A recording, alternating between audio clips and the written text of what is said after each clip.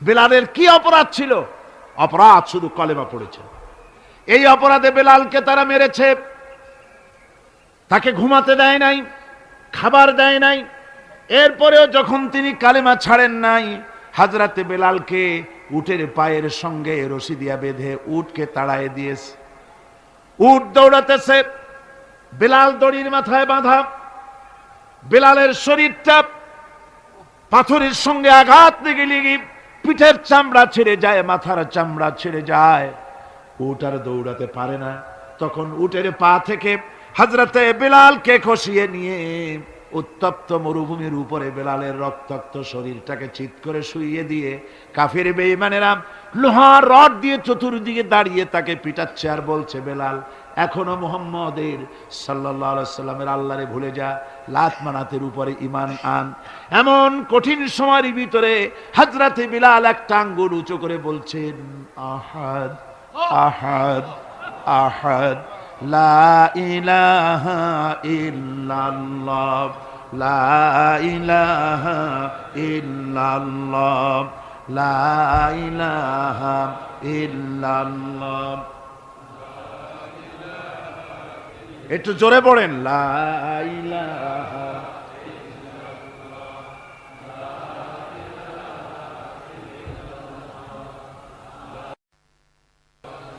লা ইলাহা ইল্লাল্লাহু মুহাম্মাদুর রাসূলুল্লাহ।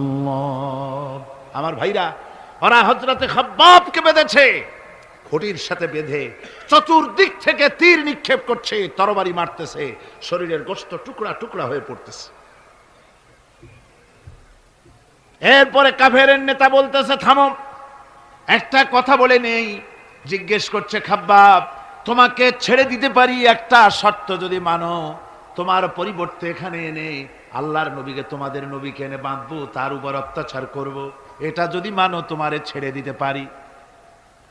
এতক্ষণ ধরে যিনি তীর তরবারির আঘাত নীরবে সহ্য করতেছিলেন, এখন মানুষের এই কথার আঘাত তিনি সহ্য করতে পারলেন না। হযরতে খাব্বাব ডাক দিয়া বলেন, ও কাফির বেঈমানেরা শোনো, তোমাদের হাত দিয়া আল্লাহর নবীকে এখানে এনে, তোমাদের হাত দিয়ে তীর তরবারি তো দূরের কথা, তোমাদের নাপাক হাত দিয়া আল্লাহ নবীর গায়ে যদি একটা ফুলও নিক্ষেপ করো, আমার শরীরের ভিতরে এক ফোঁটা রক্ত থাকতে আমি তা বরদাস্ত করব না। চতুর্দিক থেকে মার আরম্ভ হয়ে গেল, গায়ের গোশত পড়ে যায়। হযরতে খাব্বাব মনে করলেন এখন তো আর জীবন বাঁচবে না, বুঝি মরে যাব।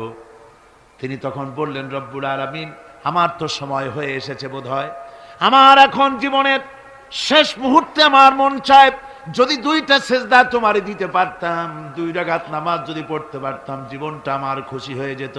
কিন্তু আমি বান্ধা, কেমন করে আমি সেজদা দেব? সেজদা দেওয়ার কোনো উপায় আমার নাই। তবে কাবা শরীফের দিকে আমার মুখ ঘুরানো আছে, আমি আমার মাথাটা একটুখানি নিচু করে নিলাম। আমার এই মাথা নিচু করাকে আমার জীবনের শেষ সেজদা হিসাবে ধরে নিও। কাফির বেঈমানেরা হযরতে খাব্বাবের মাথা ধরি অন্যদিকে ঘুরিয়ে দিল। হযরতে খাব্বাব পড়লেন, ফাইনামা তুওয়াল্লু ফাসাম্মা ওয়াজহুল্লাহ। যেদিকেই মুখ ঘুরাও সেদিকেই আল্লাহ, আল্লাহ ছাড়া কোনো দিক নাই। আমার ভাইরা, এই জিহাদে এত বড় ফজিলত আল্লাহ রাব্বুল আলামিন রেখেছেন। দিন প্রতিষ্ঠার জন্য যারা লড়ে, আল্লাহ পাক তাদের জন্য বিরাট নিয়ামত রেখেছেন। সুবহানাল্লাহ পড়ে, লা তামাসসুহান নারু আইনুন বাকাত মিন খাশিয়াতিল্লাহ ওয়া আইনুন বাতাত তাহরিসু ফি সাবিলিল্লাহ, রাওয়াহু তিরমিজি। হযরত ইবনে আব্বাস রাদিয়াল্লাহু তাআলা তিনি বলছেন, আমি রাসূলুল্লাহকে বলতে শুনেছি, আল্লাহর নবী বলেছেন, 2টি চোখকে জাহান্নামের আগুন 2টা চোখকে স্পর্শ করবে না।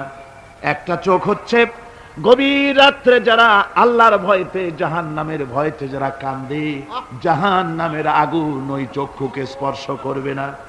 আর যারা দিন প্রতিষ্ঠার জন্য, আল্লাহর দিন কায়েমের জন্য ময়দানে যারা লড়াই করে, রাতের বেলায় পাহারা দেয়, ওই পাহারারত চোখের মধ্যে জাহান্নামের আগুন ওই চোখে স্পর্শ করবে না। আমার ভাইরা, হযরত উসমান রাদিয়াল্লাহু তাআলা আনহু বলছেন, মান রাবাতা লাইলাতান ফি সাবিলিল্লাহ কানাত কা আলফি লাইলাতিন সিয়ামুহা ওয়া কিয়ামুহা। হাজার রাত ধরে রোজা রাখলে, হাজার রাত ধরে ইবাদত করলে, আর হাজার দিন ধরে রোজা রাখলে যে সওয়াব হবে, একটা ঘন্টা একটা রাত যদি কেউ পাহারা দেয় আল্লাহর দ্বীনকে প্রতিষ্ঠার জন্য, আল্লাহর দ্বীনের কোন ইসলামী রাষ্ট্রের প্রহরায় যদি কেউ যদি থাকে, একটা রাতে পাহারা দিয়ে যে সওয়াব হবে, হাজার হাজার বছর ধরে নামাজ রোজা করে ওই সওয়াব পাওয়া যাবে না। সুবহানাল্লাহ। অর্থাৎ হাজার বছর ধরে নামাজ রোজা করার মতোই সওয়াব পাহারা দেওয়া আল্লাহর দ্বীনের ইসলামের রাষ্ট্রকে। বন্ধুগণ, রাসূল পাক সাল্লাল্লাহু আলাইহি ওয়াসাল্লাম তিনি বলেছেন, কিয়ামতের দিন জাহান্নামের আগুন আর জিহাদের ময়দানের ধুলি, এ দুটি একসঙ্গে কোনো মানুষের পেটের মধ্যে প্রবেশ করবে না। রাসূল পাক সাল্লাল্লাহু আলাইহি ওয়াসাল্লামের একটি হাদিস যা মিশকাত শরীফের মধ্যে বর্ণিত আছে। মিশকাত শরীফের সম্ভবত 336 পৃষ্ঠায় এই হাদিসটি বর্ণনা করা হয়েছে যে হযরত ইবনে আইস রাদিয়াল্লাহু তাআলা আনহু হচ্ছেন এই হাদিসের রাবী। তিনি বলছেন, একবার হুজুর সাল্লাল্লাহু আলাইহি ওয়াসাল্লাম এক ব্যক্তির জানাজায় গিয়ে উপস্থিত হলেন। হযরত ওমর রাদিয়াল্লাহু তাআলা আনহু তখন হুজুরকে বললেন, হে রাসূল, আপনি এই লোকটার জানাজা পড়বেন? এই লোক তো ইসলামের এই ক্ষতি করেছে, সেই ক্ষতি করেছে, অমুক করেছে, এই লোকটার আপনি জানাজা পড়বেন? হুজুর তখন উপস্থিত লোকদের জিজ্ঞেস করলেন, হাজিরিন, তোমরা কি কেউ এই লোকটাকে কোন ইসলামের ভালো কাজ করতে দেখেছো? একজন লোক দাঁড়িয়ে গেলেন, তিনি বললেন, হে আল্লাহর নবী, আমি সাক্ষী, আমি দেখেছি। একটা মুজাহিদ বাহিনী জিহাদ করে ফিরতে ছিল, তো এক জায়গায় তারা ডেরা গাড়লো, শিবির স্থাপন করলো রাত কাটাবে বলে। আমি দেখেছি এই লোকটি সারা রাত সেই মুজাহিদদেরকে, সাহাবীদেরকে সারা রাত জেগে জেগে পাহারা দিয়েছে। আল্লাহর নবী জানাজার ইমামতি করলেন, আর এরপরে তাকে কবরের মধ্যে মাদফুন করে দিয়ে নবীজি তার কবরের পাশে দাঁড়িয়ে বললেন, ইন্না সাহাবাকা ইয়াজুন্নুনা আন্নাকা মিন আহলিন নার ওয়া আনা আশহাদু আন্নাকা মিন আহলিল জান্নাহ। নবীজি বলছেন, ও কবরবাসী, তোমার সাথীরা মনে করে তুমি জাহান্নামী, আর আমি নবী মুহাম্মদ সাল্লাল্লাহু আলাইহি ওয়াসাল্লাম সাক্ষী দিচ্ছি তুমি বেশক আল্লাহর বেহেশতি, তুমি অবশ্যই আল্লাহর জান্নাতে যাবে। এরপর হযরত ওমরের দিকে ফিরে রাসূলুল্লাহ বললেন, ওমর, মানুষের শুধু বাহ্য দৃশ্যটাই দেখো না, তার অন্তরের জজবাটাকেও কদর করো। সুবহানাল্লাহ বিহামদিহি। এই জিহাদের ময়দানে যারা কাজ করে, জান দেয়, মাল দেয়, আল্লাহ পাক তাদের উপরে রহম করেন। এই জিহাদ হচ্ছে এক অগ্নি পরীক্ষা। এই জিহাদটা কি? অগ্নি পরীক্ষা। এমনি এমনি বেহেশতে যাওয়া যাবে না ভাই। আল্লাহ রাব্বুল আলামিন কোরআনে কারীমের মধ্যে বলেছেন, আহাসিবান নাসু আইয়ুতরাকু আইয়াকুলু আমান্না ওয়া হুম লা ইফতানুন। লোকেরা কি ভেবেছে নাকি যে ঈমান এনেছি এই কথাটা বললেই আমি বেহেশত দিয়ে দিব, মুমিন বলে সার্টিফাই করব? না, যখনই তারা বলবে আমি মুমিন, আমি তখন তাকে অবশ্যই পরীক্ষা করব, এই পরীক্ষায় তাকে পাশ করতে হবে। কোরআনে কারীমে আল্লাহ রাব্বুল আলামিন অনেক জায়গায় এই কথাগুলি বলেছেন, এমনি এমনি ছেড়ে দেওয়া হবে না। আমি অতীতের লোকদেরকেও পরীক্ষা করেছি, তোমাদেরকেও পরীক্ষা করব। পরীক্ষা না দিয়ে কেউ তোমরা বেহেশতে যেতে পারবে না। এই জমিনে তোমাদের আগুনের পরীক্ষা দিতে হবে। পয়গম্বরেরা কষ্ট করেছেন, সাহাবায়ে কিরাম কষ্ট করেছেন। আল্লাহ রাব্বুল আলামিন তিনি বলছেন, আম হাসিবতুম আন তাদখুলুল জান্নাতা ওয়া লাম্মা ইয়াতিকুম মাসালুল লাযীনা খালাউ মিন ক্বাবলিকুম মাসাতহুমুল বাসাউ ওয়াদ-দাররাউ ওয়া যুলজিলু হাত্তা ইয়াকুলার রাসূলু والذين معه متى نصر الله ألا إن نصر الله قريب। আল্লাহ রাব্বুল আলামিন বলেন, তোমরা কি মনে করেছো যে তোমরা বেহেশতে প্রবেশ করবে, অথচ তোমাদের পূর্বে যারা এই পৃথিবীতে এসেছিল তাদেরকে আমি যেমন পরীক্ষা করেছি ওরকম পরীক্ষা এখনো তোমাদের উপরে আসে নাই, ওরকম বিপদও আসে নাই, মুসিবতও আসে নাই।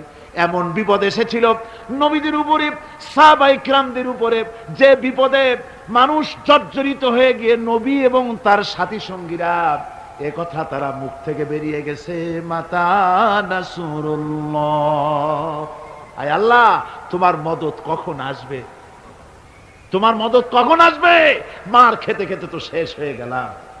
এইভাবে যখন মার আসে চতুর্দিক থেকে আর মুমিনেরা ময়দানে পা জমায়ে টিকে থাকে দিন প্রতিষ্ঠার জন্য, আল্লাহ তখন খুশি হয়ে এক সময় ঘোষণা করে দিবেন, আলা ইন্না নাসরাল্লাহি করিব, আর দেরি নাই, আমার মদত আমার সাহায্য তোমাদের জন্য অবধারিত। সুবহানাল্লাহ। আমার ভাইরা, বিষয়টা সহজ নয়। শুধু দুইটা সেজদা দিয়া, শুধু তাহাজ্জুদের কিছু নামাজ পড়িয়া আল্লাহর জান্নাতে যাওয়া এত সহজ নয়, রাস্তা খুব কঠিন, রাস্তা খুব। ये शहादत गाहे उल्फत में कदम रखना, ये शहादत गाहे उल्फत में कदम रखना, लोग समझते हैं आसान है मुसलमान होना। এটা হলো শাহাদাতের উত্তপ্ত ময়দানে পা রাখা। লোকেরা মনে করে ইসলাম গ্রহণ করা, মুসলমান হওয়া বুঝি বড় সহজ ব্যাপার। এত সহজ না। আমরা হানফি মাসলাকের লোক, ইমাম আবু হানিফার মাসলাক অনুযায়ী চলি। আমরা মনে করি বেহেশতে এমনি যাব, কিন্তু আমাদের ইমাম সাহেব কি করছেন ওই ইতিহাস আমাদের জানা নেই। খাজা বাবার মহব্বতে অস্থির।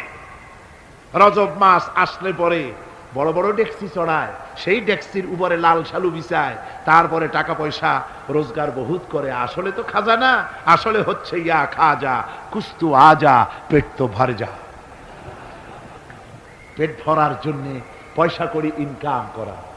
খাজার লা ইলাহা ইল্লাল্লাহ, এই চিশতিয়া তরিকার জিকির গ্রহণ করা হয়েছে, কিন্তু চিশতিয়া তরিকা যে আরেকটা আছে, তারাগার পর্বতে পৃথিবীরাজের সঙ্গে লড়াই করা, সেইটার কাছে নেই আমরা, সেটা। ইমাম আবু হানিফা শুধু মস্তাই বলেন নাই, দিন প্রতিষ্ঠার জন্য রক্ত দিয়েছেন, ঠিক কিনা? 8 বছর, 8টি বছর পর্যন্ত কারারুদ্ধ ছিলেন। তাকে জিজ্ঞেস করা হয়েছে, ইমাম সাহেব জেলের মধ্যে তো আছেন, কষ্ট হয়? ইমাম সাহেব বলেছেন, না কষ্ট হয় না, তবে মাঝে মাঝে একটু কষ্ট হয় মনে।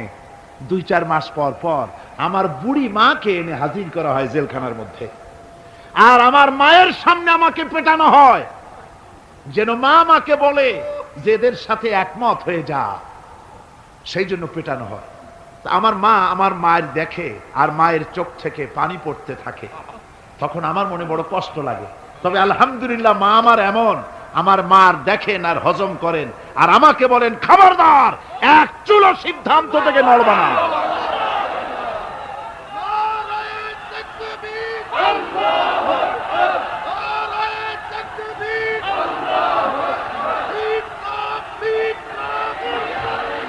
আমার ভাইরা, ইমাম মালিক 28 দিন পর্যন্ত তাকে বাতিলরা বেঁধে দিয়ে গেছে, হাত পিঠ মোড়া দিয়ে 28 দিন বাঁধা। এই হাত বাহু থেকে ডিসকানেক্ট হয়ে গিয়েছে, এই বাহুর জোড়া থেকে ডিসকানেক্ট হয়ে গিয়েছিল হাত, 28 দিন পর্যন্ত বাঁধা ছিল। ইমাম আহমদ বিন হাম্বল, ইসলাম বিরোধীরা তাকে পিটাইছে, প্রত্যেকটা চাবুকের সাথে গায়ের গোশত উঠে এসেছে। এজন্য কবি বলতেছি, पैरवी बू हनीफा की सनद जिंदान है, हम्बली होता है पीठ पर दुर्रे खाने की बात। হানাফি হতে চাও, জেল জরিমানার জন্য প্রস্তুতি নাও।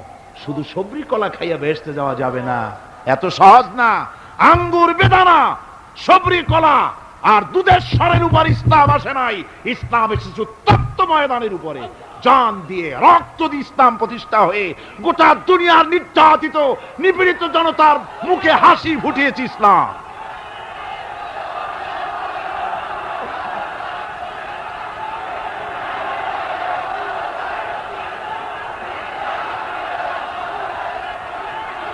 আমার ভাইয়েরা, এই জিহাদ যখন শুরু হয়ে যাবে, মুসলমানেরা যখন আল্লাহর দয় বিধান কায়েমের জন্য যখন লড়াইয়ের ময়দানে যখন ঝাঁপায়া পড়বে, সে ময়দানে যদি তাদের অস্ত্র কম থাকে, জনসংখ্যা কম থাকে, আল্লাহ রাব্বুল আলামিন ওয়াদা করেছেন, ওয়া কানা হাক্কান আলাইনা নাসরুল মুমিনিন। আল্লাহ রাব্বুল আলামিন বলেন, মুমিনরা যখন বিপদে পড়ে যায়, তখন মুমিনদের সাহায্য করা আমি আল্লাহর জন্য ওয়াজিব হয়ে যায়। আমি আল্লাহর জন্য ওয়াজিব।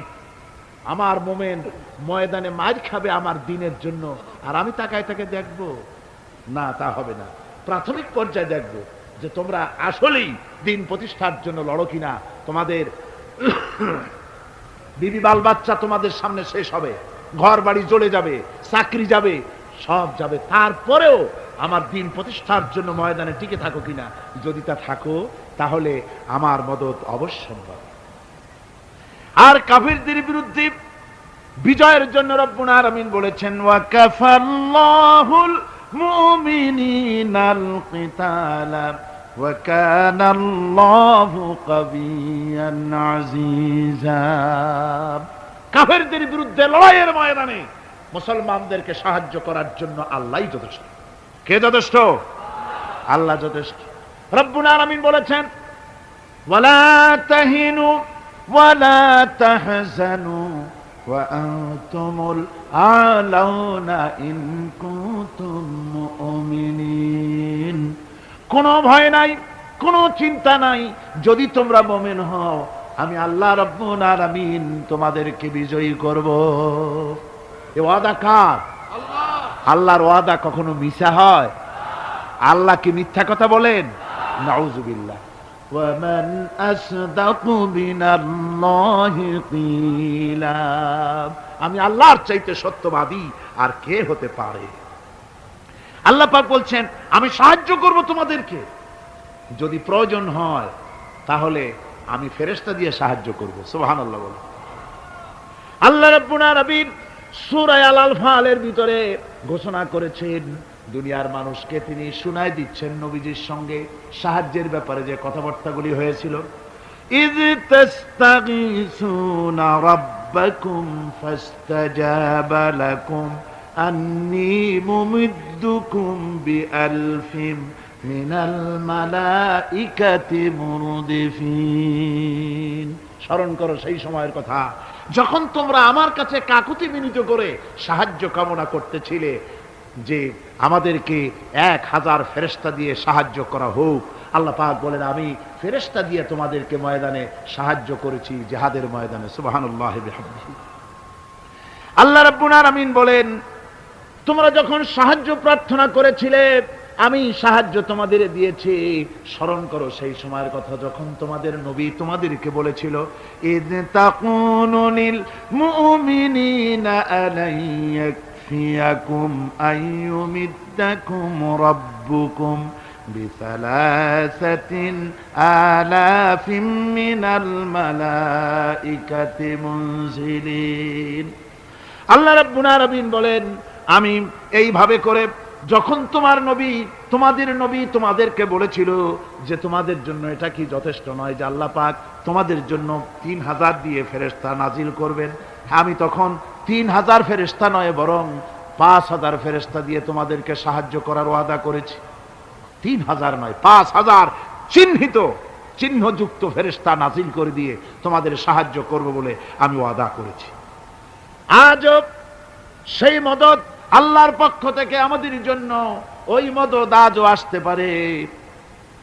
কবি বলছেন, ফেজায়ে বদরে পয়দা কুন ফিরিস্তে তেরি নুসরত কো উতর সকতে গর্দু সে কতর অন্দর কতর আবি।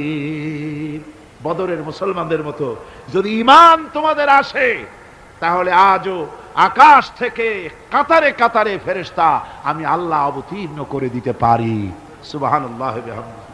আমার ভাইরা, হযরতে সাদ বিন আবি ওয়াক্কাস রাদিয়াল্লাহু তাআলা আনহু, তিনি কাদিসিয়ার যুদ্ধের পর যখন পারস্য দখলের জন্য চললেন, পারস নগর অবরোধ করলেন, সামনে পড়ল নদী, এই নদী পাড়ি দিবেন, সাথে তার হাজার হাজার সৈন্য, এই সৈন্য নিয়ে নদী পাড়ি দিবেন।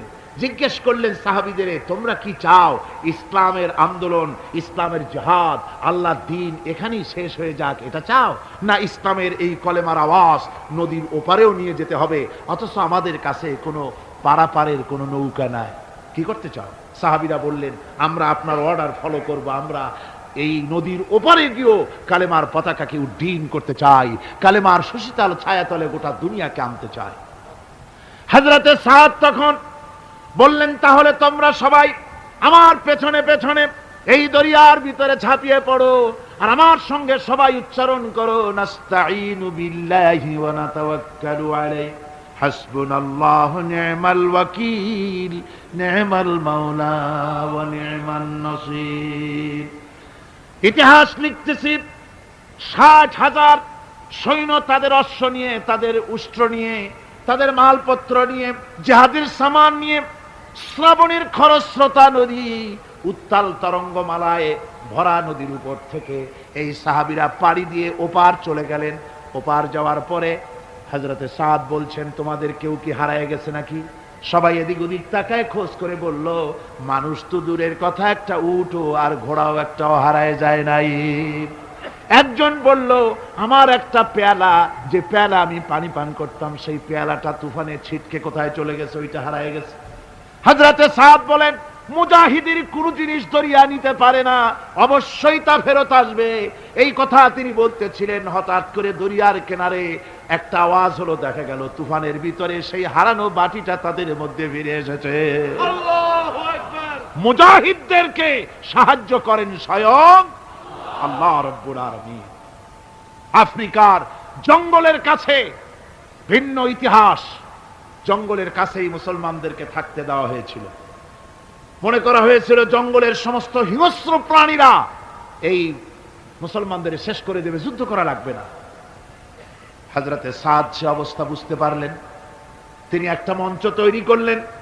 সেই মঞ্চের উপরে দাঁড়ায় জঙ্গলের প্রাণীদের দিকে লক্ষ্য করে তিনি নোটিশ জারি করে দিলেন, বললেন, ইয়া আইয়াতুহাল হাশারাতু ওয়াস-সিবাউ নাহনু আসহাবু রাসূলুল্লাহ সাল্লাল্লাহু আলাইহি ওয়াসাল্লাম।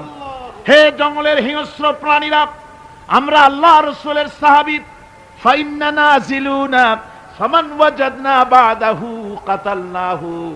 আমরা রাসূলের সাহাবী, এইখানে আল্লাহর দ্বীনকে কায়েম করার জন্য আমরা এসেছি, আল্লাহর কলেমার আওয়াজ নিয়ে আমরা এখানে রাত কাটাবো। সুতরাং এই জঙ্গলের ভিতরে হিংস্র প্রাণী যত আছো, সব আমাদের এই জায়গা ছেড়ে অন্যত্র চলে যাও। আফ্রিকার জঙ্গলি মানুষেরা চিন্তা করলো, মানুষের কথা কি জঙ্গলি প্রাণীতে শোনে নাকি, পাগলে কয় কি?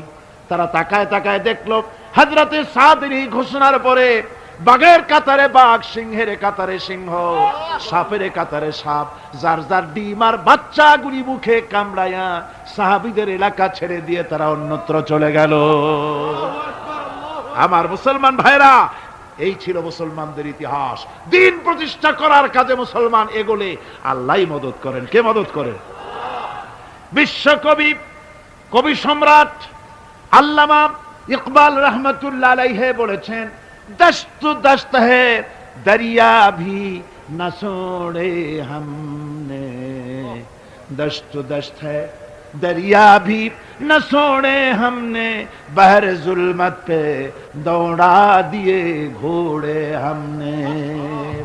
আমরা সেই মুসলমান, প্রান্তর তো প্রান্তর, আমরা দরিয়ার খরস্রোতা উত্তাল তরঙ্গের উপর থেকে ঘোড়া দাবড়িয়ে আফ্রিকার ভূখণ্ডে কালেমার পতাকা আমরা উড্ডীন করেছি। আমরা সেই মুসলমান।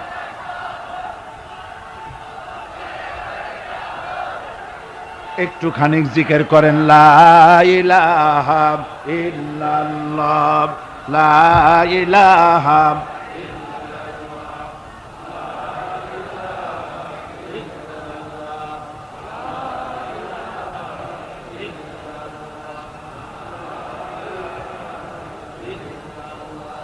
লা ইলাহা ইল্লাল্লাহু মুহাম্মাদুর রাসূলুল্লাহ। সমুদ্রের ঢেউকে, দাজলা নদীর ঢেউকে আল্লামা ইকবাল স্মরণ করায় দিচ্ছেন। ও দরিয়ার ঢেউ, ऐ मौज जजला तू भी पहचानती है हमको, अब तक है तेरा दरिया अफसाना हमारा। হে টাইগ্রিসের উত্তাল তরঙ্গমালা, নিশ্চয়ই তোমার ভুলে যাওয়ার কথা নয় যে তোমার উপর থেকেই আমরা দরিয়া পার হয়ে উপরে গিয়ে কালেমার পতাকা উড্ডীন করেছিলাম।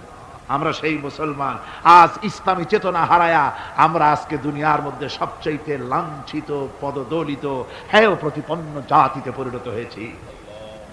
আমার ভাইরা, মহাকবি, বিশ্বকবি, কবি সম্রাট আল্লামা ইকবাল রহমতুল্লাহ আলাইহি সুন্দর করে বলেছেন, মুসলমানদেরকে লক্ষ্য করে বলেছেন, ঘোষণা করো, বাতিলদেরকে জানায়া দাও, আমরা মাথা নত করার জাতি নই। আমরা মাথা নত করার জাতি? ভারত আজ আমাদের দিকে চোখ রাঙায়, ভারত চোখ রাঙায় তাকায় আমাদের দিকে, দুনিয়ার অনেকেই আমাদের দিকে চোখ রাঙায়। বিশ্বকবি আল্লামা ইকবাল বলেছেন, বাতিল সে দবনে ওয়ালে আয়ে আসমান নেহি হাম, बातिल से दबने वाले आए आसमां नहीं हम, सौ बर कर चुका है तू इम्तिहान हमारा। বাতিলের সামনে মাথা নত করার জাতি আমরা নই। ওই আকাশ সাক্ষী, এ জমিন সাক্ষী, আমরা মাথা দিয়েছি কিন্তু মাথা নত করি নাই, শির দিয়েছি আমামা দেই নেই, সে জাতি আমরা। সুবহানাল্লাহ ওয়া বিহামদিহি। সেই জাতি আজ দুনিয়ার বুকে লাঞ্ছিত, পদদলিত হচ্ছে। কারণ কি? কারণ হচ্ছে একমাত্র এই যে আমরা আমাদের জীবনের উদ্দেশ্য ভুলে গিয়েছি। আমার ভাইয়েরা, আল্লাহর এই রাস্তায়, আল্লাহর এই দিন প্রতিষ্ঠার জন্য লড়াই হবে, জিহাদ হবে। জিহাদের কথাই বলতেছি। এই জিহাদ হলো পৃথিবীর নির্যাতিত, নিপীড়িত মানুষের মুক্তির জন্য জিহাদ। জিহাদ কি জন্যে? আমরা রাষ্ট্রপ্রধান হব, আমরা দেশ দখল করব, নেতৃত্ব দিব, এজন্য নয়। আমরা জিহাদ করব মানুষকে, মানুষের তৈরি করা মতবাদ, নির্যাতন থেকে, জুলম থেকে, অত্যাচার থেকে মানুষকে বাঁচাবার জন্য, মানবতা, নিগৃহীত নির্যাতিত মানবতার মুখে মুক্তির হাসি ফুটাবার জন্য আমরা করব লড়াই। সেই লড়াইয়ে এগিয়ে আসতে হবে তরুণদেরকে। কাদেরকে? জোরে বলতে হবে, কাদেরকে? তরুণদের আসতে হবে, যুবকদের আসতে হবে। আমার আনন্দে বুক ভরে যায় যখন দেখি মাহফিলে, আজকে তো এই মাহফিল কোরআনে কারীমের কথা এই ভূখণ্ডে আল্লাহ বলার তৌফিক দিয়েছেন।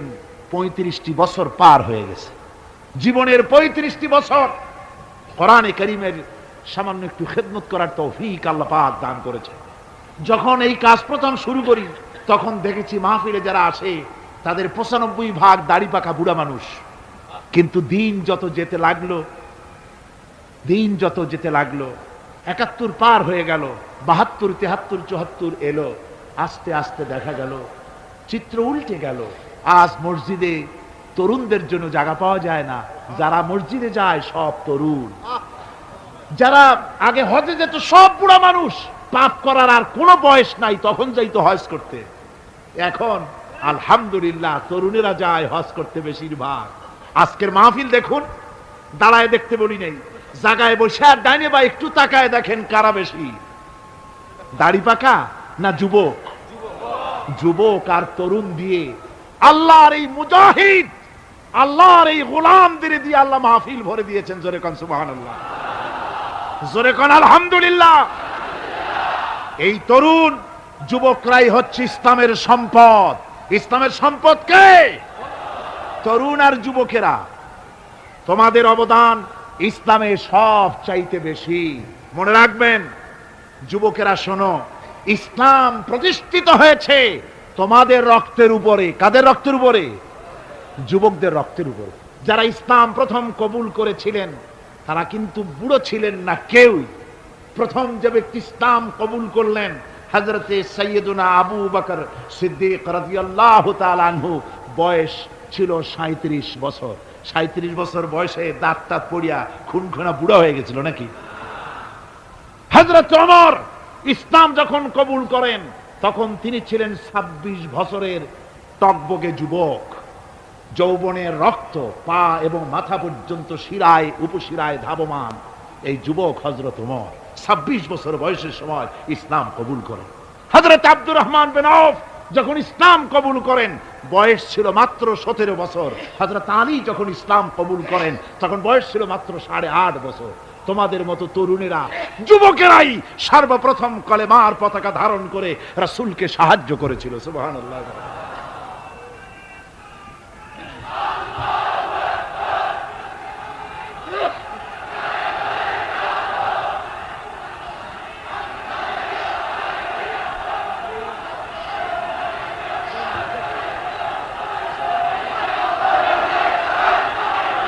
আমার মুসলমান ভাইয়েরা থামুন। আমার ভাইয়েরা, যুবকদের অবদানই চিরকাল ইসলামে বেশি ছিল। তাই বলে যারা বৃদ্ধ মানুষ তাদের কিন্তু কোনো মন খারাপ করার কোনো কারণ নাই, ঠিক কিনা? যেহেতু আমরা যারা বয়সের প্রান্তে এসে গেছি আমরাও যৌবন কালটা পেরিয়ে এসেছি, ঠিক কিনা? আরেকটি কথা, কিয়ামতের দিন কোন বুড়ো মানুষ বেহেশতে যাবে না, সব যুবকরা যাবে। বেহেশতে যাবে কারা? বুড়োরা বোধহয় ভয় পেয়ে গেছেন। রাসূল পাক সাল্লাল্লাহু আলাইহি ওয়াসাল্লাম বলেছেন, আমার কথা না, হুজুর বলেছেন কোন বুড়ো মানুষ বেহেশতে যাবে না, কোন কালো মানুষ বেহেশতে যাবে না। এখন রাসূল যদি বলেন তার কথাই তো আইন। হুজুর বলেন কালো মানুষ বেহেশতে যাবে না, একটা কালো মানুষ কান দিয়ে তো পড়েই গেছে। হুজুর বলেন কেঁদো না, তুমি যখন বেহেশতে যাবে চাঁদের মতো সুন্দর চেহারা নিয়ে বেহেশতে যাবে। বুড়ার কান্না দেখে হুজুর বলছেন কেঁদো না, তুমি যখন বেহেশতে যাবে আল্লাহ তোমার যুবক বানায় পাঠায় দিবে। যেহেতু বেহেশত হচ্ছে যুবকদের জন্য, সুবহানাল্লাহ। অত নাজ নিয়ামত, অত আনন্দ, বুড়া মানুষে তো খাইয়ে খুইয়ে বেহেশত নষ্ট করে ভালো লাগে। এই জন্য যৌবন দরকার, স্বাস্থ্য দরকার বেহেশত উপভোগ করার জন্য। সেই জন্য বেহেশত যাবে কারা? তরুণেরা যাবে। কারা যাবে?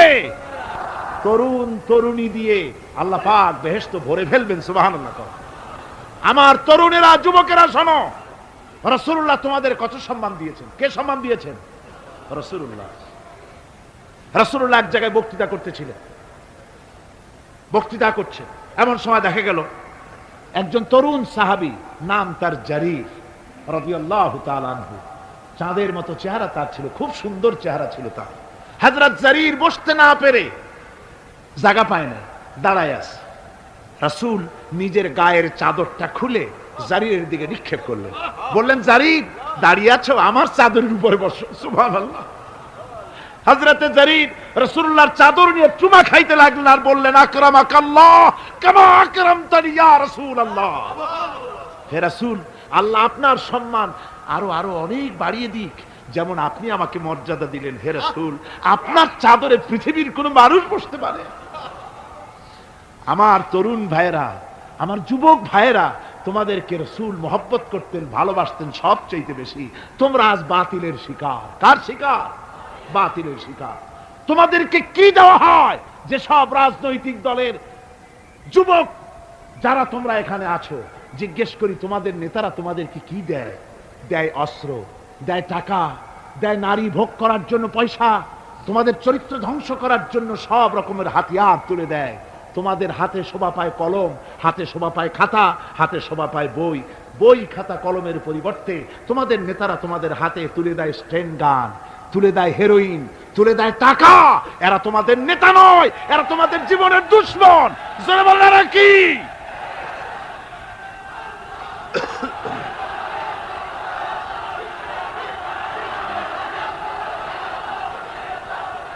আমার যুবক ভাইয়েরা, আমার কলেজ ইউনিভার্সিটির ছাত্র ভাইয়েরা, একটুখানি মাথা খাটায় চিন্তা করো। তোমার নেতারা যারা ঢাকা থেকে আসে বা এখানে বাস করে, ওই নেতারা যখন রাজনৈতিক প্রোগ্রাম করতে আসে তখন কি একবারের জন্য তোমাদেরকে বলে, ও ছেলেরা তোমরা কি নামাজ ঠিক মতো পড়ো কিনা? বলে এই যে রোজা আসতেছে, খবরদার বাবারা তোমরা রোজা রেখো, এরকম কথা বলে নাকি? তোমার ওস্তাদদের সম্মান করো, এ কথা বলে নাকি? বরং টাকা দেয়, পয়সা দেয়, যে শিক্ষক তোমার মতের উল্টা করবে ঠ্যাঙ্গাইয়া জনমের মতো টাইট করে দিবা, ঠিক কিনা? তোমার নেতারা কি কোনোদিন বলে নাকি, ও আমার সংগঠনের ছেলেরা মা বাপের খেদমত করবে, মা বাপের সম্মান করবে, খবরদার মা বাপের সঙ্গে বেয়াদবি করবে না, সন্ত্রাস করবে না, অস্ত্রবাজি করবে না, মানুষকে কষ্ট দিবে না, এমন কোনো কথা বলে না? আমার যুবকেরা শোনো, ওরা টাকা দিয়ে, অস্ত্র দিয়ে, পয়সা দিয়ে, মদ দিয়ে ওরা নিজেদের ক্ষমতা টিকায় রাখার জন্য তোমাদেরকে লাঠির মতো ব্যবহার করে। সুতরাং আজকের তরুণদেরকে বুঝতে হবে, তরুণেরা ভালো করে বোঝো, তোমরা রাসূলের সৈনিক।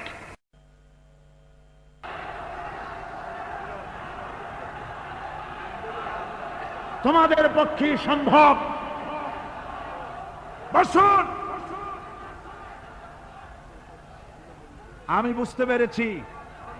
বুঝতে পেরেছি কথা যেহেতু তরুণদের, আর তরুণদের জনসমুদ্র, কাজী জনসমুদ্রের মধ্যে উত্তাল ঢেউ তো সৃষ্টি হবেই, স্বাভাবিক। কিন্তু সেই স্বাভাবিকতার সুযোগ নিয়ে দাঁড়ায় বিশৃঙ্খলার সৃষ্টি করবেন না।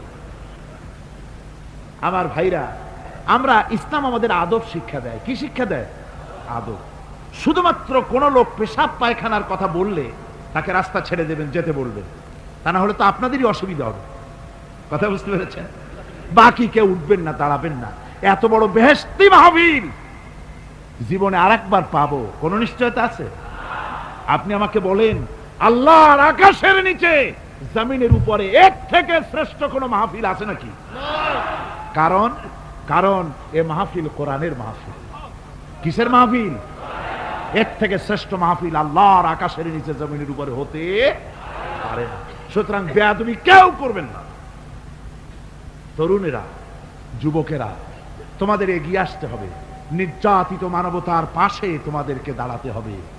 আজ শ্রমিকরা তাদের ন্যায্য পাওনা পাচ্ছে না, কৃষক তাদের উৎপাদনের মূল্য পাচ্ছে না, নারী তার সতীত্বের গ্যারান্টি পাচ্ছে না। মানুষেরা আজ নির্যাতিত, নিপীড়িত।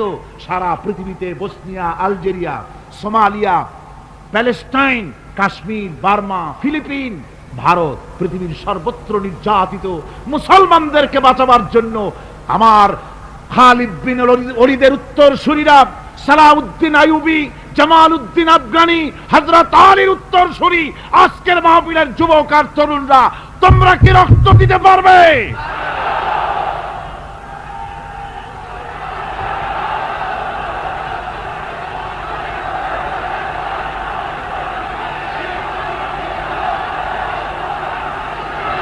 আমার মুসলমান যুবকেরা, আল্লাহর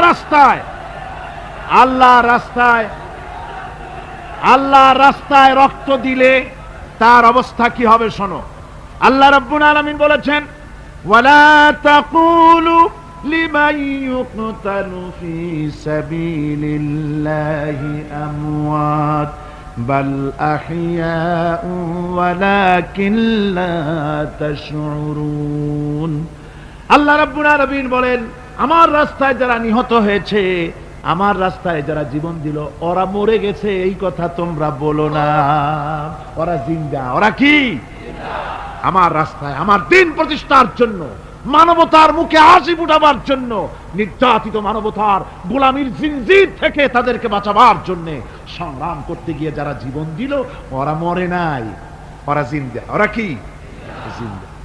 আল্লাহ পাক বলেন, ওরা জিন্দা তোমরা জানো না, আমার কাছ থেকে তারা রিজেক্ট প্রাপ্ত হয়। যারা শহীদ হয়, শাহাদাতের কথা শুনে যাদের ভয় লাগে, অস্ত্রের খোঁচা খায়া, গুলি খায়া, বায়োনেট খায়া, ড্যাগারের গুতা খায়া মরা, জানি কত যন্ত্রণা। নবীজি বলতেছেন, আন আবি হুরায়রা রাদিয়াল্লাহু তাআলা আনহু আন্না রাসূলুল্লাহ সাল্লাল্লাহু আলাইহি ওয়াসাল্লাম মা ইয়াজিদু শাহীদু মিন মাসসিল কাতল কামা ইয়াজিদু আহাদুকুম মিন মাসসিল কারছা। তিরমিজি, নাসাই। আল্লাহ নবী বলেছেন, হযরত আবু হুরায়রা হাদিসটি বর্ণনা করেছেন, নবীজি বলেছেন শাহাদাতের মওত হলো তোমাদের কেউ যদি আরেকজনকে একটা চিমটি কাটে, ওই চিমটি কাটায় যতটুকুন যন্ত্রণা, শাহাদাতের মওতের এর চাইতে বেশি কিছু যন্ত্রণা নয়। শাহাদাতের মওতটা হচ্ছে একটা সেতু। এটা কি সেতু? এটা ব্রিজ। এপারে দুনিয়া, ওপারে আল্লাহ। সুবহানাল্লাহ ওয়া বিহামদি। মরার সাথে সাথে দিদার ইলাহি নসিব হয়ে যাবে। সুবহানাল্লাহ ওয়া বিহামদি। সাহাবায়ে কেরাম, আপনি চিন্তা করেন, তাদের মা বাবা বিবি বাল বাচ্চা সন্তান সবকিছুকে ফেলে রেখে আল্লাহর দ্বীনের জন্য রক্ত দিতে পেরেছেন। কি কারণে? জীবনকে তাদের কাছে তুচ্ছ মনে হয়েছে। এই জীবন জীবন নয়, ওই জীবনই তো সবচেয়ে সেরা জীবন, যে জীবনে আমার মাওলা আমার উপরে খুশি হয়ে যাবে। সুবহানাল্লাহ, আমার মাবুদ আমার উপরে খুশি হয়ে যাবে। ওইটা হচ্ছে সবচেয়ে নিয়ামতের মওত। এই জন্যে হুজুর সাল্লাল্লাহু আলাইহি ওয়াসাল্লাম বলেছেন, কেউ যদি শাহাদাতের তামান্না করে দিল থেকে, সে যদি তার বিছানায়ও মরে, আল্লাহ পাক ওটাকে শাহাদাত হিসেবে ধরে নেবেন। হযরত ওমর রাদিয়াল্লাহু তাআলা আনহু দোয়া করতেন, আল্লাহুম্মা রযুকনি শাহাদাতান ফি সাবিলিক ওয়াজআল মাউতি ফি বালাদি রাসূলিক। আয় আল্লাহ, তুমি দয়া করে মেহেরবানি করে আমাকে শাহাদাতের পেয়ালা পান করাও। শাহাদাতের মওত সবচেয়ে নিয়ামতের মওত। কিয়ামতের দিন এই শহীদ তার আত্মীয় স্বজনের ব্যাপারে 70 জন লোকের ব্যাপারে আল্লাহর কাছে সুপারিশ করার মতো পাওয়ার লাভ করবে। শহীদ ভাইরা, এই শাহাদাত নসিব হওয়ার জন্য তামান্না আমাদের দিলের মধ্যে থাকা উচিত। আল্লাহর দ্বীন প্রতিষ্ঠার জন্য প্রয়োজনে আমরা জান দিব, মাল দিব। পারবো না? পারবো কিনা? আমার ভাইরা, আব্দুল উজ্জা মক্কা শরীফে বাড়ি, 20 বছরের যুবক, কলিজার মধ্যে সবসময় চায় এতিম মানুষ, বাপ মারা গেছে, একেবারে ছোট অবস্থা, খুব গরিব। চাচা তাকে বড় করেছে, চাচা তাকে ঘর দিয়েছে, বাড়ি দিয়েছে। বুখারীর হাদিস, বুখারী শরীফে এসেছে। বাড়ি ঘর জায়গা জমি সোনা দানা টাকা পয়সা উট ঘোড়া সব দিয়েছে, প্রতিষ্ঠিত করে দিয়েছে। কিন্তু আব্দুল উজ্জা শান্তি পায় না। রাসূল পাক সাল্লাল্লাহু আলাইহি ওয়াসাল্লাম দ্বীনের দাওয়াত দিচ্ছেন, মন চায় তাওহীদের এই সুরা সেও পান করে, কিন্তু চাচার ভয়তে পারে না। মনটা চাচ্ছে, আহা, চাচা যদি ইসলাম কবুল করতো তাহলে আমার জন্য ব্যাপারটা সহজ হয়ে যেত। এভাবে চিন্তা করতেছে। হঠাৎ একদিন রাসূল পাক সাল্লাল্লাহু আলাইহি ওয়াসাল্লাম হিজরত করলেন। এরপরে আব্দুল উজ্জার ধৈর্যের বাঁধ ভেঙে গেল। আব্দুল উজ্জা গিয়ে বলছে, চাচা, মুহাম্মদ সাল্লাল্লাহু আলাইহি ওয়াসাল্লামের নাম তো নিশ্চয়ই শুনেছেন। বলে, হ্যাঁ শুনেছি। তিনি যে ইসলামের দাওয়াত দেন, ওটা আপনার কাছে কেমন লাগে? তার মানে বলছে যে আমার কাছে তো খুব ভালো লাগে। চাচা, ইসলাম কি কবুল করবেন? এই অগণিত মূর্তির সামনে মাথা নত করে আমাদের কোনো লাভ নাই। ওই মূর্তিগুলি আমাদের কোনো সাহায্য করতে পারে না। এক আল্লাহ বিশ্বাস করার জন্য মুহাম্মদ সাল্লাল্লাহু আলাইহি ওয়াসাল্লাম আমাদের বলেছেন। চাচা বলছে, খবরদার, এই কথা যদি আবার উচ্চারণ করো তাহলে আমি তোমাকে যা দিয়েছি সব ছিনায় নেব। আব্দুল উজ্জা বলছেন, তাহলে আর আমি সহ্য করতে পারলাম না। চাচা, আপনার সামনেই আমি ঘোষণা করলাম, একদিন চাপা রেখেছি, আর পারলাম না। আমি ঘোষণা করে দিলাম, লা ইলাহা ইল্লাল্লাহু মুহাম্মাদুর রাসূলুল্লাহ। চাচা বলল, তুমি এর পরিণতি জানো? আব্দুল উজ্জা বলল, কি পরিণতি? চাচা বলতেছি, এই কলেমা পড়ার কারণে আমি তোমাকে যা দিয়েছিলাম, ঘোড়া দিয়েছি, উট দিয়েছি, বাড়ি দিয়েছি, সব আমি তোমার কাছ থেকে ছিনাইলাম, সব ফেরত দিতে হবে। তিনি বললেন, আমি রাজি আছি, আমি রাজি আছি। আপনি আমার সোনা দানা ঘোড়া উট আর ঘর বাড়ি যা দান করেছেন, এই দুনিয়াটার মালিকও যদি আমারে বানাই দিতেন, আমি এর বিনিময়ে কলেমা পড়া থেকে আর আমি নিজেকে থামায় রাখতে পারি না। বলে, আমার সব আমাকে ফেরত দাও। বলল, দিলাম, যা আপনি দিয়েছেন সব আপনাকে ফেরত দিলাম। চাচা বলছে, জায়গা জমি টাকা পয়সা সোনা দানা সব পেলাম, তোমার গায়ে যে জামা, তোমার পরনে যে লুঙ্গি, ওটা আমার টাকার খোলো। আব্দুল উজ্জা বললেন, আপত্তি নাই, জামা খুলে দিলেন, পরনের লুঙ্গিটাও খুলে দিলেন। 20 বছরের যুবক এই অবস্থায় চলে গেলেন মায়ের কাছে। মা আব্দুল উজ্জাকে এই অবস্থায় দেখে 2 চোখ চেপে ধরলেন, বললেন, বাবা, তোমার এই অবস্থা কেন? ছেলে বলছে, মা, ইমান ইমান আনার কারণে আমি সব হারায় ফেলেছি, আমার আর কিছুই নাই, ইমান আনার কারণে আমার এই অবস্থা হয়েছে। মা বলছে, বাবা আমার কাছে কি চাও? ছেলে বলছে, মা, আমি চলে যেতে চাই মদিনায়, আল্লাহর নবী মুহাম্মদুর রাসূলুল্লাহ সাল্লাল্লাহু আলাইহি সাল্লামের দরবারে চলে যেতে চাই, আমি একটু বস্ত্র চাই। মা একটা পুরানা কম্বল তার হাতে দিয়ে দিলেন।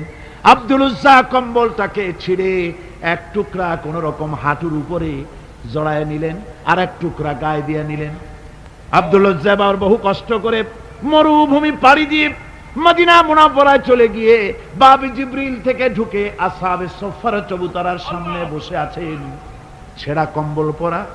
এবার বিশ্ব নবী, দুনিয়া আখিরাতের বাদশা জনাবে মুহাম্মদ রাসূলুল্লাহ সাল্লাল্লাহু আলাইহি ওয়াসাল্লাম যখন মসজিদের নিজের ঘরের থেকে দরজা খুলে বেরিয়েছেন, দেখেন এক যুবক বসা, একটা আধাটা কম্বল পরা, হাঁটুর উপরে কোন রকম করে রানটা লজ্জাস্থানটা ঢাকার, গায়ে একটা ছেঁড়া কম্বল। তার এই অবস্থা দেখে হুজুর জিজ্ঞেস করেন, তুমি কে? যুবক বলছে, আমি আব্দুল উজ্জা।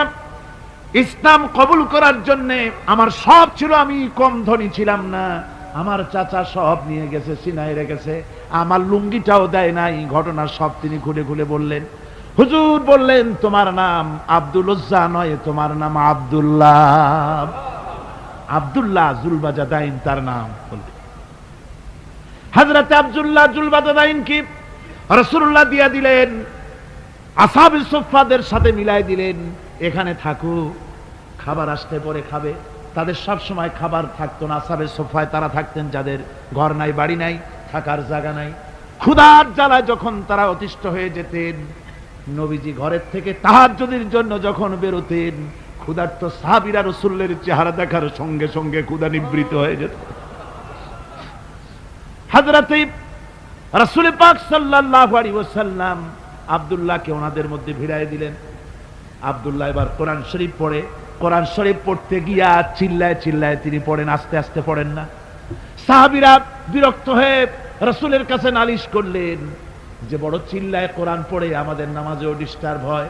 হুজুর বলেন, সাহাবীরা কেউ আব্দুল্লাহর ব্যাপারে কোনো কথা বলবে না, তারে চিল্লাইতে দাও, যেহেতু ঈমানের জন্য তারে বড় মূল্য দিতে হয়েছে।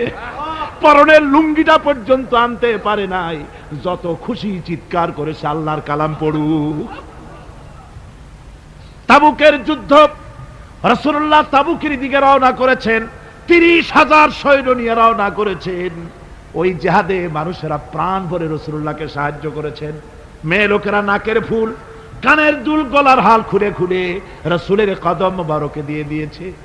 ধনীরা টাকা পয়সা সব দিয়েছে। হযরত আবু বকর তো যা ছিল সব এনে দিয়েছে, কিছু ছিল না ঘরে। রাসূল রওনা করলেন। প্রতিমধ্যে হযরত আব্দুল্লাহ জুলবাজাদাইন আল্লাহর নবীর খেদমতে হাজির হয়ে বলেন, হুজুর সবাই তো সব দিল, আমার কিছুই নাই, কিছু দিতে পারলাম না। হুজুর আপনি আমার জন্য দোয়া করেন, আমি যেন এই তাবুকের ময়দানে কাফেরদের বিরুদ্ধে লড়াই করে যেন শহীদ হয়ে যেতে পারি। মাল দিতে পারি নাই, কিন্তু আল্লাহর জন্য যেন আমার জীবনটা দিয়ে দিতে পারি। ও চট্টগ্রামের যুবকেরা, তরুণেরা, তোমাদের মতো 20 বছরের তরুণ হযরত আব্দুল্লাহ জুলবাজাদাইন শাহাদাতের তামান্না করে রিসালাতে মাহবের কাছে দাঁড়িয়েছে। হুজুর বললেন, একটা গাছের বাকল নিয়ে আসো। একজন একটা বাকল নিয়ে এলো। রাসূলুল্লাহ এই বাকলটা আব্দুল্লাহ জুলবাজাদাইনের হাতে লাগাই দিলেন। রাসূলুল্লাহ বললেন, আয় আল্লাহ, আমি আব্দুল্লাহর রক্ত কাফেরদের জন্য হারাম করে দিলাম। হযরত আব্দুল্লাহ বলছেন, ইয়া রাসূলুল্লাহ, আমি চাইছিলাম শহীদ হব, আর আপনি আমার রক্তটা হারাম করে দিলেন কাফেরদের জন্য।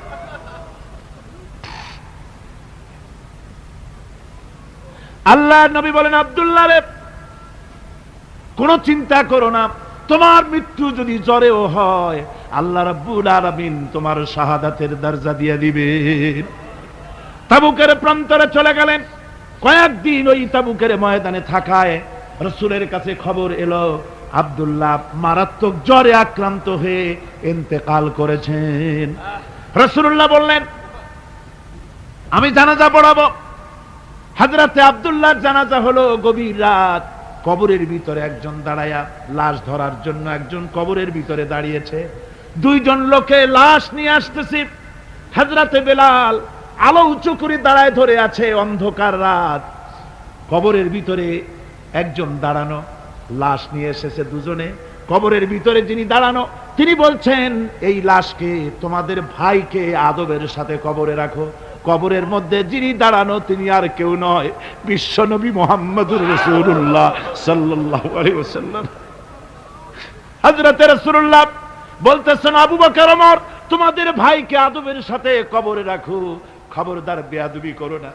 কবরের মধ্যে আল্লাহ নবী আব্দুল্লাহ জুলবাজাদাইনকে নিজ হাতে শোয়াই দিয়া কবরের উপরে পাথর বিছিয়ে দিয়ে নবীজি বললেন, রব্বুল আলামিন, আজকের এই সন্ধ্যা পর্যন্ত আমি আব্দুল্লাহর প্রতি রাজি ছিলাম, তুমিও আব্দুল্লাহর প্রতি সন্তুষ্ট হয়ে যাও।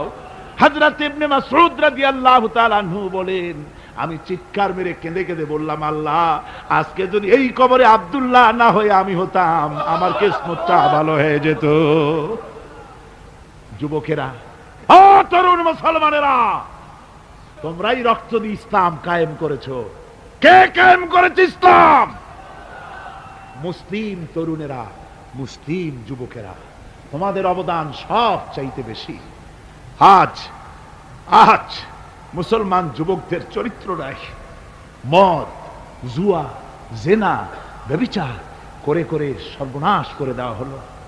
সরকারি ভাবে, বেসরকারি ভাবে, বিভিন্ন ভাবে যুবকদেরকে মিসগাইড করার জন্য মদ দেওয়া হয়, টাকা দেওয়া হয়, অস্ত্র দেওয়া হয়, সব দিয়ে যুবকদের চরিত্র নষ্ট করা হচ্ছে। অথচ যুবক হচ্ছে একটা জাতির মেরুদণ্ড। জাতির কি মেরুদণ্ড? এই মেরুদণ্ডকে ঘুণে ধরেছে, এই মেরুদণ্ড নষ্ট করার ব্যবস্থা করা হয়েছে। আমার মুসলমান ভাইয়েরা, হাদিস থেকে শোনো, বদরের প্রান্তরে যুদ্ধ হবে, রাসূলুল্লাহ সাহাবায়ে কিরামদেরকে রেডি করেছেন, কিন্তু এই যুদ্ধটা বড় মারাত্মক, এই জিহাদ বড় মারাত্মক। জিহাদ হবে, চাচার বিরুদ্ধে ভাতিজা জিহাদ করবে, বাপের বিরুদ্ধে সন্তান অস্ত্র ধারণ করবে, ভাইয়ের বিরুদ্ধে ভাই অস্ত্র ধারণ করবে। কোন জায়গা? বদর। কোন জায়গায়? বদর। মক্কা থেকে যারা আসতেছে সব চাচা, ভাই, মামু, খালু, এরা আসতেছে। আপন আপন লোকেরা আপন লোকের বিরুদ্ধে অস্ত্র ধারণ করবে। এটা কি সহজ? কোন এটা কি সহজ? রাসূলুল্লাহ যুদ্ধের কথা মানুষকে বুঝাচ্ছেন, একটু ইতস্তত করছেন। হযরত রাসূল পাক সাল্লাল্লাহু আলাইহি ওয়াসাল্লাম যুদ্ধের কথা সাহাবায়ে কিরামদের সামনে পেশ করতেছেন আর একটু ইতস্তত করতেছেন, এই কঠিন যুদ্ধে সাহাবীরা কিভাবে মেনে নেবে।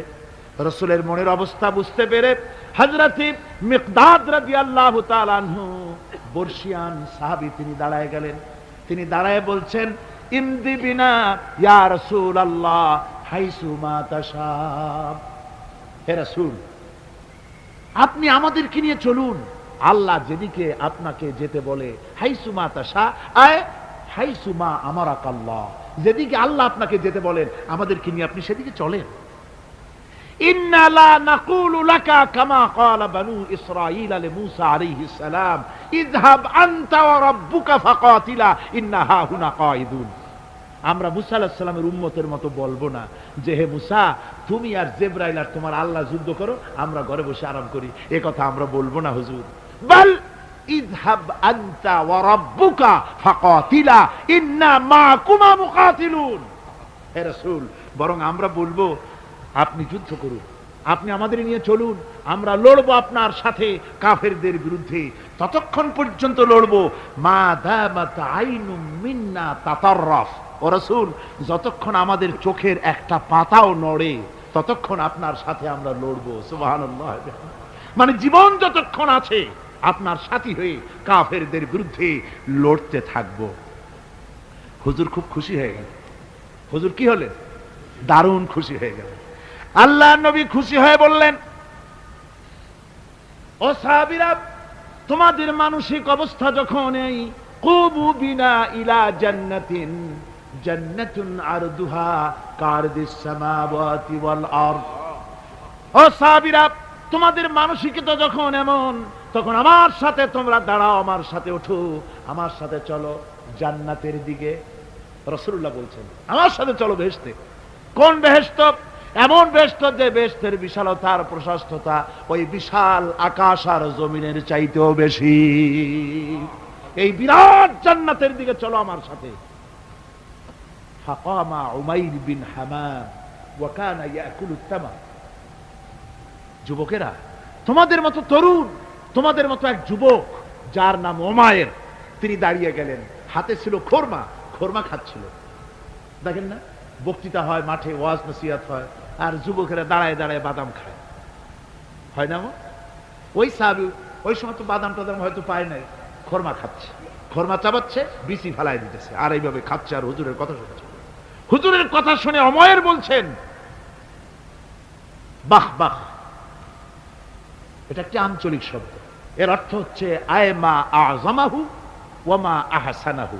হে রাসূল, আপনি কত সুন্দর কথা বললেন, আপনি কি বিশাল কথা বলেছেন, কত বড় কথা বলেছেন। জিহাদ করলে, জান দিলে এমন বেহেশত পাবো, জান্নাতুন আরদুহা কারদিস সামাওয়াতি ওয়াল আরদ, যে বেহেশতটা হবে ওই বিশাল আকাশের চাইতেও বিস্তীর্ণ, এমন বেহেশত পাবো। ওয়াল্লাহি লাউ কুনতু হাইয়ান হাত্তা আকুলাহুন্না ইন্নাহা লাহায়াতুন তাওয়িলা। আল্লাহর কসম, আমি যদি হাতের সবগুলি খোরমা খেতে যাই তাহলে তো অনেক সময় লাগবে, বেহেশতে যেতে দেরি হয়ে যাবে, অনেক দেরি হয়ে যাবে বেহেশতে যেতে। ফারামা বিহিন্না, হাতের সবগুলি খোরমা তিনি ফেলে দিলেন। ও যুবকেরা, হযরত ওমর তোমার মতো যুবক খোরমা খাওয়া সহ্য করলেন না আল্লাহর জান্নাতে যাওয়ার লোভে। জান্নাতে যেতে দেরি হয়ে যাবে, আল্লাহর সঙ্গে দিদার করতে দেরি হয়ে যাবে, এই মনে করে হাতের খোরমাগুলি ফালায় দিলেন, জিহাদের ময়দানে ঝাঁপায়ে পড়লেন। হাদিস শরীফে এসেছে, উমাইর জিহাদ করে বেশ কিছু কাফেরদেরকে নিহত করে নিজেও শহীদ হয়ে গেলেন। রাসূলুল্লাহ বদরের শহাদাদের জানাজা করার সময় একজন সাহাবী বলে দিলেন, হুজুর এই সেই উমাইর, আপনি যখন বেহেশতের কথা বলছিলেন, খোরমাগুলি খাওয়ার তর সহ্য হয় নাই বেহেশতে যাওয়ার জন্য, এই সেই উমাইর। আল্লাহর নবী উমাইরের কাছে দাঁড়ায় আঙ্গুল দিয়ে তার শরীরের দিকে দেখায় বললেন, ইন্নাকা মিন আহলিহা। ও যুবক, যেই বেহেশতের জন্য খোরমা খাওয়ার সময় তুমি পাও নাই, আমি নবী সাক্ষী দিচ্ছি তুমি অবশ্যই সেই বেহেশতের অধিবাসী।